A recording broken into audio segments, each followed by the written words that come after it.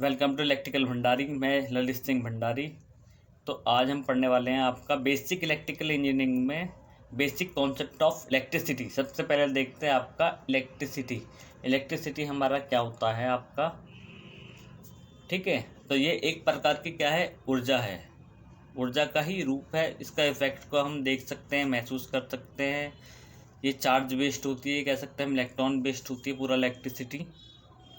और नेक्स्ट इसका एग्जांपल जैसे कि हमने देखा है घरों में आजकल तो हीटर जल रहे हैं, ठीक है। तो उसकी हीटिंग हम महसूस कर सकते हैं। बल्ब चलाते हैं, फ़ैन चलाते हैं, ठीक है, एसी चलाते हैं, फ्रिज चल रहा है हमारा। यही क्या है, इलेक्ट्रिसिटी का इफेक्ट है। ये होती है टोटली इलेक्ट्रॉन्स यानी कि चार्ज बेस्ड। अब ये भी क्या सी होती है, दो प्रकार की होती है। आपको देखिए स्क्रीन पे, पहला स्टैटिक्स, दूसरा डायनामिक। स्टैटिक्स स्थिर और ये दूसरा चलित डायनामिक यानी कि इलेक्ट्रिसिटी। स्टैटिक्स इलेक्ट्रिसिटी को हम बोल रहे हैं दूसरे रूप में आपका चार्ज इलेक्ट्रिसिटी, ठीक है। और फिर बोल रहे डायनेमिक वाले को करंट इलेक्ट्रिसिटी। अब इन्हें क्यों बोल रहे हैं वो बताता हूँ मैं। आपका चार्ज इलेक्ट्रिसिटी इसलिए बोल रहे हैं क्योंकि इसके जो फ्री इलेक्ट्रॉन्स होते हैं इसमें रेस्ट कंडीशन में होते हैं, यानी कि रुके हुए होते हैं, इसलिए इसे बोल रहे हैं हम स्टैटिक इलेक्ट्रिसिटी। डायनेमिक इलेक्ट्रिसिटी बोल रहे हैं इसलिए क्योंकि इसमें जो इलेक्ट्रॉन्स पाए जाते हैं आपका फ्री इलेक्ट्रॉन्स, वो कैसे होते हैं आपका चलित रूप में, मूविंग कंडीशन में, ठीक है। बस यही पॉइंट दो आपको याद रखने, इससे आपको ध्यान आ जाएगा स्टैटिक्स और डायनेमिक्स में क्या अंतर है।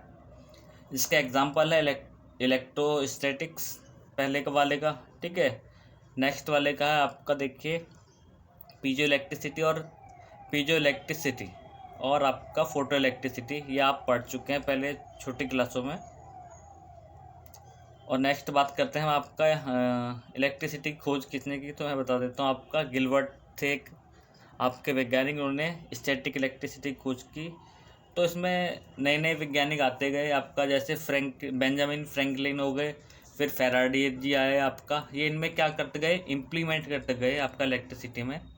तो बहुत सारे आपका वैज्ञानिक हैं, उन्होंने इलेक्ट्रिसिटी की क्या की, खोज की, एक डिस्कवर्ड किया नए नए, उसमें आपका इम्प्लीमेंटेशन किया। अब हम करंट इलेक्ट्रिसिटी की बात करें तो ये इसमें भी दो प्रकार के देखिए, डीसी इलेक्ट्रिसिटी और एसी। मैं भी इनके बारे में बताऊंगा। डीसी इलेक्ट्रिसिटी क्या होती है, डायरेक्ट करंट इलेक्ट्रिसिटी। एसी आपका अल्टरनेटिव करंट इलेक्ट्रिसिटी।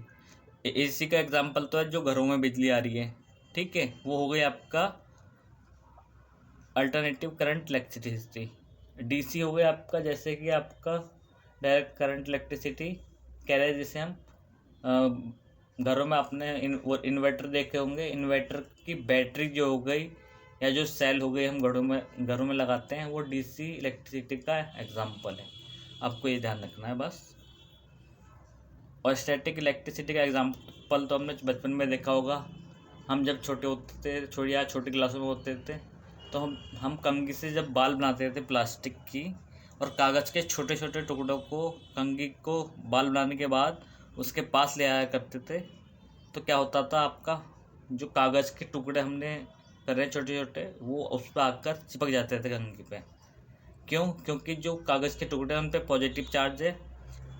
अब जो कंघी है उस पर कैसा चार्ज आ गया, नेगेटिव। तो पॉजिटिव नेगेटिव की तरफ क्या होता है, आकर्षित होता है, तो वो उस पर आकर चिपक जाते थे। यही क्या है, चार्ज इलेक्ट्रिसिटी का एग्जाम्पल। कई एग्जाम्पल ऐसे बचपन में हमने देखे हैं। यही क्या है, स्टैटिक इलेक्ट्रिसिटी का एग्जाम्पल। अब कॉन्सेप्ट ऑफ बेसिक इलेक्ट्रोलॉजी पढ़ते हैं हम आपका इसके इलेक्ट्रिसिटी में। सबसे पहले बात करते हैं हम एटम्स के, परमाणु की। ये भी कोई सब्सटेंस का क्या होता है, एक सूक्ष्म कण होता है एटम, यानी कि जिसे हम परमाणु कह रहे हैं। इसकी बीच कक्षा में क्या होता है, आपका न्यूक्लियस होता है। न्यूक्लियस इक्वल टू क्या होता है, प्रोटॉन प्लस न्यूट्रॉन। ये भी आपने पढ़ा होगा छोटी क्लासों में, ठीक है। न्यूट्रॉन पर नो चार्ज, प्रोटॉन पे प्लस का चार्ज होता है, वो भी इलेक्ट्रॉन के चार्ज के बराबर, और प्लस का पॉजिटिव चार्ज, यानी कि 1.6 10⁻⁻90 कूलम। चार्ज का यूनिट होती है कूलम। इसका मास भी देख लीजिए, ये भी काफ़ी इंपॉर्टेंट है, पेपर में पूछा जाता है। 1.67 इंटू 10⁻⁻27 kg। और फिर इलेक्ट्रॉन्स की बात करें, इस पर नेगेटिव चार्ज होता है, माइनस के 1.6 इंटू 10⁻⁻19 कूलम। इसका मास जो होता है इलेक्ट्रॉन्स का, वो होता है 9.11 इंटू 10⁻⁻27, यानी कि 27 kg। काफ़ी मोस्ट इम्पोर्टेंट है। अब प्रोटॉन के मास और इलेक्ट्रॉन के मास में एक वो निकल के आता है हमारा रिलेशन, ये काफ़ी मोस्ट इम्पोर्टेंट है, याद रखिएगा। एम इक्वल टू यानी कि इलेक्ट्रॉन के मास इक्वल टू होता है प्रोटॉन के मास के कितने मल्टीप्लाई 1/1840, ये आपको याद रखना है, काफ़ी मोस्ट इंपॉर्टेंट है। चार्ज भी दो प्रकार के होते हैं, पता चल गया होगा, प्रोटॉन और इलेक्ट्रॉन, प्लस का और एक माइनस का। प्लस का चार्ज कैसा है प्रोटॉन पे, नेगेटिव चार्ज कैसा था इलेक्ट्रॉन पे। तो ये आपको पॉजिटिव चार्ज दिख रहा होगा, ठीक है, प्लस का। इसमें से जो फोर्स रेखाएं हैं यानी कि बल रेखाएं हैं, उनकी डायरेक्शन कैसी है, बाहर की तरफ, ठीक है। और नेगेटिव चार्ज पे क्या होता है, हमेशा जो उसकी बल रेखाएं होती है वो होती है अंदर की तरफ। नेगेटिव चार्ज यानी कि अपनी ओर आकर्षित करता है, पॉजिटिव चार्ज क्या होता है आकर्षण की तरफ भागता है। तो आप समझ सकते हैं मैं क्या कह रहा हूँ, ठीक है। तो नेक्स्ट चलते हैं चार्ज। अब हम चार्ज को देखते हैं, ये क्या है, एक इमेजिनरी फिनोमिना है, ठीक है।